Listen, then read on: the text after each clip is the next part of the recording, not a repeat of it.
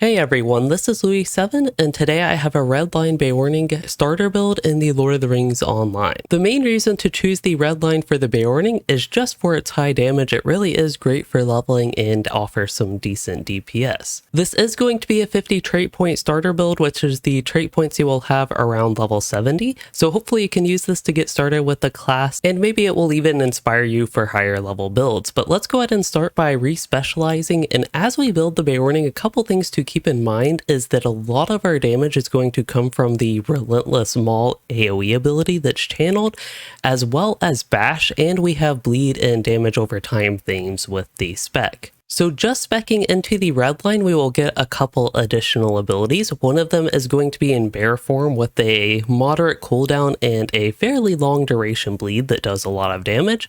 Another one is going to be expose, which you can use either in man or bear form. So it has a different debuff if you're in man or bear form. Typically the bear form debuff is going to be more useful for you because it increases susceptibility to melee damage instead of tactical. So as we spec into the red line and I'm in bear form, we can see that. So to get started with the 50 trait point build, in the first row, we do have a couple useful traits. First is going to be thrash damage, which is one of our main skills and our shortest cooldown skill, the most frequently used one in bear form that tiers up and does moderate damage as well. So boosting the damage on that would be good. But we also have critical chance, which will affect all of our abilities and is of course very helpful. So compared to thrash damage, we would rather crit chance, and I will cover this top right trait. And for this trait, I will basically ask you a series of questions. The first question is, when would you be behind an enemy to get this heal? The second is, when you are behind an enemy, when would you want to heal? Because ideally, if you're behind an enemy, you're actually taking any damage. On top of that, this heal is relatively weak, so overall this trait is not worth getting because of that. Even if you want to boost your healing or survivability, there are better options in the blue and yellow line than that trait, even if you have to spend more trait points. So anyway, long-winded way of saying we're going to start off with critical chance, and that will unlock the next row. And this is where we get to some complications and perhaps some not so great parts of the red line, because the execute line is completely useless and it is not worth spending a trait point in that ability. I realize some people may want it just to have it so you can always spend a trait point in it, but I do not recommend putting a point in that because it just doesn't do good damage. It takes away all your wrath, and you actually want to maintain high wrath as a red line Beorning, and yeah, it's just not a good ability. On the other hand, what we can get here is something that boosts our overall bleed damage by up to 20% and gives Slash a tearing bleed effect. Compared to buffing thrash damage, this would be more effectful overall because it plays to our bleed theme and benefits things like all of our melee bleeds. Biting Edge doesn't currently have a bleed, but it will soon. Slash has a bleed, and of course Bash has a very strong bleed. So that will be helpful there, and it also helps Slash, which is going to be our quick melee ability in man form. Now, in the next row, we are offered a couple options here. One is going to be Lumber. When you use Rush and Bear form, you'll knock down your next target. That might have a little bit of nice utility, but it's not very impactful to our damage. So we would rather look at this one, which is Serrated Edge, and this is the one that gives Biting Edge the bleed. Now, it does get a lot of bleed damage, and at the second rank, we even double that bleed damage. And then the third rank, you get that damage that was over 12 seconds and 6 seconds. So as we put 3 points in that, we'll go ahead and look at the Biting Edge, and now called Serrated Edge icon. So it does a lot of bleed damage and is very short duration. It takes every 1 second for 6 seconds. So that's going to be helpful for us. In man form, this will be our strongest ability and is one of our more reliable AoE abilities outside of Relentless Maul. And eventually at higher levels, the third tier of Thrash will be AoE. That's actually going to be from a trait just as a preview, but this is going to be our most reliable AoE again in man form, and it's a great one to use on cooldown between your other abilities. And in short, Serrated Edge is very helpful for that. But now we have to spend a couple more trait points to unlock the next row, and that's where I would recommend going ahead and boosting Thrash damage a little bit and spending 2 points in that. And then finally, in this next row, we can get raw melee damage, which again, compared to impacting thrash damage, is going to affect all of our abilities and more impactful abilities, so we'd probably rather that. But just to look at the next trait, this is Enraging Sacrifice, which you have to have an ally playing with you for this to even be a consideration. And even then, it's probably not going to be worth picking because you're a DPS character. While you can protect an ally with Sacrifice, gaining Wrath and redirecting some of the damage to yourself, you're probably going to be squishier than the person you would like to redirect damage from, so it's probably not going to be worth picking, but there are niche uses where you may find use out of it. If you're not too sure what Sacrifice is, that will redirect incoming damage from the target of Sacrifice to you as the Beorning that casts this. Typically, this ability I find I use more as a tank or support healing Beorning. Now, with that said, we'll go ahead and just get 5 points in melee damage, and the next row is honestly not that exciting. But to start off here, we have Turn the Tides, and this one is going to make our corruption removal now remove 3 corruptions from the target, and for each one you get a little bit of damage. I will highlight that damage is very tiny, but the main thing that is of interest to us is our corruption removal, which only removes 1 tier of up to 3 different corruptions, will now fully remove 3 corruptions. So that's going to be worth at least 1 point for that effect to help us dispel corruptions more easily, but we don't necessarily want more ranks than that for the damage. Now, just to give a fair look, we'll look at Crippling Stings, which makes Bee Swarm slow the enemy. Typically, as a Beorning, especially a DPS Beorning, there's not much need to slow an enemy, especially your melee class. You typically want to be fighting them right up front. That said, there could be some situations you find yourself in where it's a good idea to keep in mind this is a trait that is available as a Line Beorning. There overall aren't that many valuable traits, so you might find some spare points where you could put them in this if you want that for the use of slowing enemies. That said, for my standard Line build and starter build here, I'm going to put 1 point in Turn the Tides, and now is the point to look back and I'll put 3 more points in thrash damage. And hey, guess what? We actually have to spend 1 trait point on one of these not very useful traits to unlock the next row. For me, this is going to be the knockdown. I find I'd get the most use out of that compared to all these other traits, so I will put 1 point in lumber. So when I use rush in bear form, I will knock down the enemy, and that will effectively be a nice stun. Next up in this line is going to be Composure, which is actually a heal, and it doesn't do much else for us other than just heal ourselves, but it's honestly, compared to what we have earlier in the line, again, probably the most useful thing you will run into. Now, this does turn Hearten into a self-heal only, but it heals you for quite a bit. It starts out with a baseline 3% of max morale and then gets +2 more after that. So if we put all 5 points in that, we can look at the Composure icon, and every 2 seconds you restore 5% max morale for a total of 30% morale over the duration.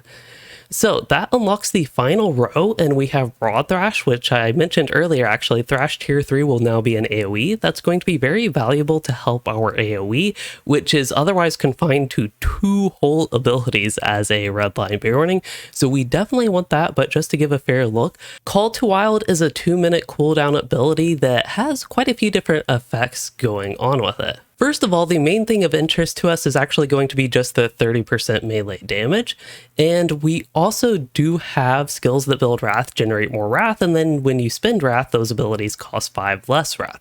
Now, we want to maintain high Wrath as a Beorning. As a Line Beorning, not necessarily to use it for Wrath-consuming abilities, but because when we're at high Wrath, we get a bunch of bonuses, which is going to be in Wrathful. It's actually the last set bonus, which we'll get to those in a moment, but I did want to point out this can help us maintain high Wrath and of course give melee damage, so that's useful. I would personally find more use out of Broad Thrash before Call to Wild, but it's really the difference of 1 trait point, which can be 1 or 2 levels. So you can really pick which one you want first, but I'll go with the Broad Thrash first. Now at this point, we have spent pretty much the minimum in the red line to get the last 2 traits, and as I've been going over, there's not much else that's really appealing to my starter build, so we're going to switch off into either the yellow line to improve our support, or the blue line to improve our, well, support to be honest, and our damage and perhaps some of our survivability capabilities. So with all that the blue line offers, I typically go for the blue line first, and as you saw in the preview, this character is built full red line, and then I go into the red line. So at 32 trait points, we will move over to the blue line, and actually one of the very appealing traits here is going to be Hardened Heart. So we already have Hearten turned into Composure, but now we can have it actually generate Wrath, which can be helpful at the start of combat. It's not necessarily the very most impactful thing, just because Wrath isn't the biggest issue, especially in solo fights, just because they go so quick as a Line Beorning. But that's the first trait that I do like to get in the blue line. Some other options we have just increases the biting edge area of effect damage. I do not recommend putting 5 points in this, just as a heads up. And the reason for that is because you don't necessarily want to taunt enemies as a DPS role. And it adds a 10-second cooldown to biting edge, so we can use it less frequently. At the very most, I recommend 4 points in this to just boost the AoE damage, but to be fair, let's look at the other option, and that's to increase our vitality. So this is a choice you have to either boost your defenses with vitality and survivability, or you can boost your damage. In most situations, I find I'd rather just straight up boost my damage, and that will unlock the next row. So I will say putting a point in Vigilant Roar isn't necessarily the worst thing, just because you can get incoming healing modifier, but it's not really something I would recommend. You might find before this trait was reworked, some resources point to getting this even as a red line Beorning, but I wouldn't necessarily recommend it nowadays, especially if you're running any group content, because you don't want any extra threat or the potential to force taunt an enemy away from your tank. So I will avoid putting a point in that, and just to look at in harm's way, it's pretty similar with sacrifice. You'll actually transfer some threat in addition to the damage. So at this point, I would just get more points in opposing presence, again not getting the 5th point, and then spending the rest in vitality, and that is where the 50 trait point build would end for this character. So with those 50 trait points as a red line Beorning, and again this would be level 70, this is where it ends. But further in the build, again, some things to look out for are in the blue line. One of the very valuable abilities is going to be Armor Crush, and getting the traits to increase the incoming damage of enemies as a little bit of extra support. As your red line Beorning, you can also get some options to boost your defenses and self-healing and other things in the blue line. That said, you might find some value in yellow line traits as well if you find that you prefer those, but typically I start at least with the blue line from here on. As a free bonus tip, if you're looking to get your character set up after you are done building, I actually recommend putting Expose. This is something you can do really early on, but I recommend putting 2 versions of Expose on your skill bar. So I have Expose in the control bar, which is the one when you switch to bear form, your control bar and regular bar switch over. So for me, I have Expose in both the control and regular bar, because when I'm in man form, then it's on the 3 keybind and I can use Expose man. And then when I'm in bear form, I can use Expose bear while in bear form on the same keybind. So that's just a little tip for your Beorning. Moving on from that, the next section in these guides is going to be the set bonuses. So just to cover those briefly, the first one just gives us raw damage in bear form, which makes us stronger in bear form. The second one increases our critical damage, so when we crit, they do more damage. And then this is actually going to be a very interesting trait that I think warrants a gameplay highlight. Sharpened Claws makes Ferocious Roar have your next attack critically hit. So if you use Ferocious Roar, the next attacking ability, damaging ability you use will critically hit. But a very interesting combo with this is if you use Ferocious Roar, you're in man form when you use it. Okay, let's pull a few enemies, and then we switch to bear form. Then we use Maul, which has turned into Brutal Maul, by the way. Every single attack of that will critical hit. It makes the whole skill crit. So all the enemies that were hit there were crit by Brutal Maul. You can also, of course, use it with other abilities, but it's best to try to combo Ferocious Roar with Brutal Maul. Now, here is actually where we get in the 4th set bonus. That's when Relentless Maul turns into Brutal Maul, and it just does damage in half the time, so effectively twice the DPS there. And then the 5th set bonus is pretty simple. You just get more bash bleed pulses, so the bleed lasts a little bit longer. Now it lasts 27 seconds up from 18 seconds. Second to last trait bonus, set bonus that is going to be Raining Blows. So when you hit Thrash on the enemy, that will buff your damage, stacking up to 3 times. That's by 5%, stacking up to 3 times for 15% total damage buff. So using Thrash in succession to maintain that buff can be helpful to your damage. Of course, you also get Thrash tier 3 with an AoE with that. It's almost like these are synergistic.